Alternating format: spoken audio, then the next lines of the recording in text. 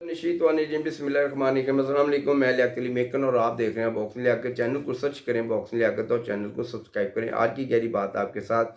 आज मैं सियासत पे बात नहीं करूंगा कि मैं हमेशा सियासत पे वीलॉग करता हूं, लेकिन आज मैं उस ख़ानदानी दुश्मनी का जिक्र करूंगा और बिलखुसूस उस नौजवान का जिक्र करूंगा जिसने 3 अगस्त 1993 को एक ऐसे ख़ानदान में जन्म लिया जिसके इर्द गिर्द ना तो दुश्मनों की कमी थी और नहीं साजिश करने वालों की कमी थी।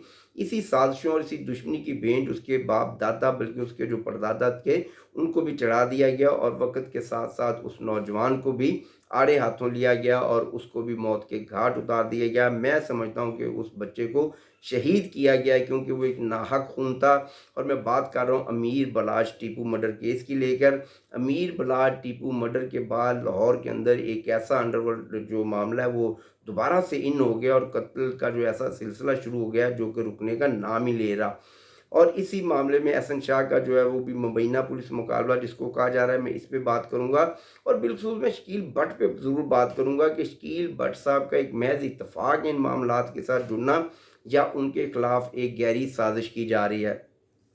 जावेद भट्ट जो कि तीफी भट्ट के बहनोई थे और वो सिर्फ उनके जो कारोबारी मामला थे उनको हैंडल करते थे। इसके अलावा जावेद भट्ट का किसी भी दुश्मनी के अंदर मुलव्वस ना होना, मैं ये समझता हूँ कि इन दोनों ख़ानदानों के दरमियान एक बहुत बड़ी साजिश की जा रही है और इसके अंदर एक तीसरा फरीक शामिल हो चुका है जिसका चेहरा इन दोनों ख़ानदानों को और बिलखुसूस पाकिस्तान पुलिस को, पंजाब पुलिस को भी पहचानना होगा कि वो कौन है जो इसका फ़ायदा उठाना चाह रहा है। और मैं यहाँ पर अफसोस का इजहार करता हूँ कि मुझे पता है कि ये जो ख़ानदानी दुश्मनी है बिल्कुल लाहौर की बल्कि पूरे पंजाब की, जो भी बड़े बड़े नामवर हैं, जो फैसलाबाद के अंदर बहुत बड़े बड़े नामवर इस वक्त भी दुश्मनदार लोग मौजूद हैं जिनको पूरा पाकिस्तान जानता है, किसी का नाम लेना ज़रूरी नहीं है, सरगोदा के अंदर, मुल्तान, हर जगह पर।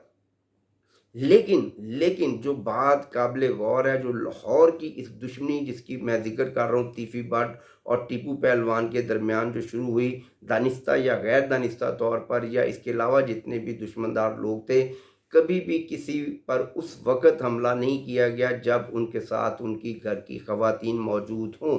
और मैं समझता हूँ कि इस मामले में जिनको मुलव्वस किया जा रहा है, टीपू पहलवान का जो छोटा बेटा है फ़तेह शायद उनका नाम है, उसको सुना है कि इस एफआईआर में नामज़द करने की कोशिश की जा रही है। मैं बड़े बावसूख ज़राए से ये आपको तस्दीक करता हूँ कि इसमें अमीर बलाज टीपू ग्रुप का कोई भी हाथ नहीं हो सकता और ये 30,000% इसमें कोई तीसरा या चौथा फरीक शामिल हो चुका है क्योंकि इन लोगों की तीफी भट्ट की, टीपू पहलवान की बहुत ज़्यादा लोगों से दुश्मनियाँ थी और ऐसे ऐसे लोग भी थे जो अपने अरमान और जज्बात को दबा कर बैठे थे और शायद आज वो इस मौके का फ़ायदा उठाना चाह रहे हैं। एहसन शाह के मर्डर को लेकर मैं बात करूंगा कि जो स्टोरी पाए पुलिस ने हमको सुनाई है कि उसके भाई ने इसको छुड़ाने की कोशिश की है, तो मैं इस स्टोरी से बिल्कुल इत्तेफाक नहीं करता हूँ। मैं यहाँ पर भी यही समझता हूँ कि यहाँ पर भी वही तीसरा फरीक जिसने जावेद भट्ट साहब को मारा है उसी ने फ़ायदा उठाया है और शकील भट्ट को दानिस्ता या गैर दानिस्ता तौर पर इसमें मुलव्वस करने की एक नाकाम कोशिश की जा रही है।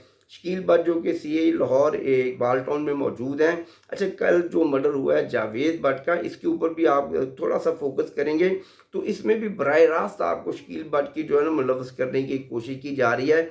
उनको इचरे की हदूद में मर्डर किया गया और इचरे की हदूद के अंदर ही इलामा इकबाल टाउन सीए ये मौजूद है। मैं ये समझता हूँ कि ये एक महज इत्तफाक है क्योंकि शकील भट्ट का एक दरीना ताल्लुक है टीपू पहलवान से। मुझे याद है कि जब एयरपोर्ट पर उनके ऊपर फायर हुआ तो हम उस वक़्त इकबाल टाउन में मौजूद थे और हमें फ़ोन पर इतला दी गई कि टीपू पहलवान पर हमला होता है। मैं और टीपू पहलवान के मामू मेरे साथ उस वक़्त, उनके कज़न मेरे साथ उस वक़्त मौजूद थे। टीपू भट्ट साहब को वहाँ पर लाने से पहले हम लोग वहाँ पर पहुँच चुके थे म्यू हॉस्पिटल में और सारी रात की जद्दोजहद के बाद भी वो जाँबार ना हो सके और अपने खालके हकीकी से जा मिले। अच्छा, ये तो बात होगी कि शकील भट्ट का एक दरीना ताल्लुक है। अभी बलाज मर्डर को लेकर भी कहा जा रहा है कि शकील भट्ट साहब वहाँ पर मौजूद थे। ये जो हाई प्रोफाइल दुश्मनदार लोग होते हैं इनके साथ पुलिस की जो ड्यूटियाँ हैं उस पर वो लोग होते हैं और वो खासकर लोग होते हैं जिन पर उनको एतमाद होता है। और एहसन शाह के मर्डर को लेकर भी मैं ये समझता हूँ कि मुबैना पुलिस मुकाबला नहीं था बल्कि ये था ही मुबैना पुलिस मुकाबला और इसमें पुलिस का कोई किरदार मुझे नज़र नहीं आ रहा। मैं फिर कह रहा हूँ कि इसमें एक तीसरा फरीक अपना हाथ साफ कर गया है और टारगेट पुलिस को किया जा रहा है और तीफी भट्ट को किया जा रहा है और टारगेट टीपू फैमिली को किया जा रहा है। इस चीज़ पर बार बार मैं फोकस दे रहा हूँ कि इस पर आप ध्यान दें कि क्या कोई तीसरा फरीक इसमें शामिल हो चुका है जो अपने मामलात और अपने फ़ायदे के लिए आप इन दोनों ग्रुपों को इस्तेमाल कर रहे हैं। क्योंकि जो सबसे बड़ी बात है कि जब जावेद भट्ट पर हमला होता है तो उस वक्त उनकी मिसेज जिनका नाम समीना है वो भी उनके साथ थी, उनकी बेटी भी साथ थी। और मैं ये समझता हूँ किसी भी सूरत कोई भी जो पंजाब का या लाहौर के जितने भी बड़े बड़े लोग हैं जो दुश्मनदार लोग हैं, आज तक पाकिस्तान की तारीख में, पंजाब की तारीख में हमने नहीं देखा कि उन्होंने बहू बेटियों के ऊपर हमला किया हो। तो मैं बिल्कुल ये नहीं समझता हूँ कि बलाज ग्रुप का इसमें कोई भी ताल्लुक हो सकता है। और तीफी भट्ट साहब को भी इस पर सोचना चाहिए और इस पर बिल्कुल गौर करना चाहिए। अपनी FIR को कमज़ोर ना करें, अपने मामलात को सही समझ में लेके जाएंगे तो शायद उनको कामयाबी मिल जाएगी। और ये बात की जा रही है कि तीफी भट्ट साहब जो हैं अनकरीब शायद पुलिस में अपने आप को सरेंडर कर देंगे। ज़ाहिरी बात है उनको सरेंडर करना होगा। अगर वो सरेंडर नहीं करेंगे तो उनका जो रेड वारंट है वो तो ऑलरेडी जारी हो चुका है। लेकिन मुझे एक फ़िल्म की जो याद है वो बड़ी इस वक्त याद आ रही है। वांटेड नाम की फ़िल्म है इंडिया में सलमान खान की। जब विलन आके उसके बाप को पकड़ता है तो पूछता है कि सलमान खान किधर है। मैं उस वक्त उसका जो नाम था वो तो मुझे याद नहीं है।